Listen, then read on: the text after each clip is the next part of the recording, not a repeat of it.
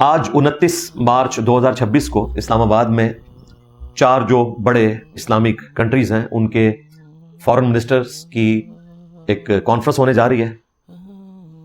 Number 1 Pakistan, number 2 ترکی، number 3 مصر اور number 4 سعودی عربیہ۔ اللہ کرے اس میں سے کوئی خیر کی خبر نکلے۔ اور اسی کے پیش خیمہ کے طور پر کل پرائم منسٹر صاحب نے 1 گھنٹے کی ٹیلی فونک ڈسکشن کی ہے ایران کے پریزیڈنٹ کے ساتھ۔ 1 گھنٹے کی ڈسکشن ایک غیر معمولی چیز ہے۔ یعنی پاکستان تو اس وقت سینڈوچ بنا ہوا ہے نا، ایک طرف حرمین شریفین اور سعودی عرب کے ساتھ ہمارا ڈیفنس ایگریمنٹ، دوسری طرف ایران، وہ بھی ایک اسلامی کنٹری، اور بیسیکلی اس وقت وہ مظلوم ہے۔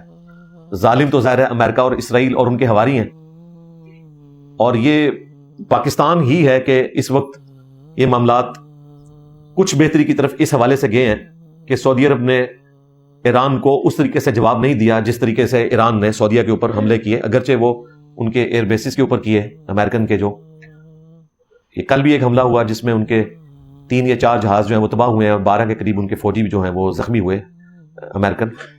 اللہ کرے کہ یہ جو آج کانفرنس ہونے جا رہی ہے، ان کی میٹنگ ہونے جا رہی ہے، اس میں سے کوئی خیر کی خبر نکلے، آمین۔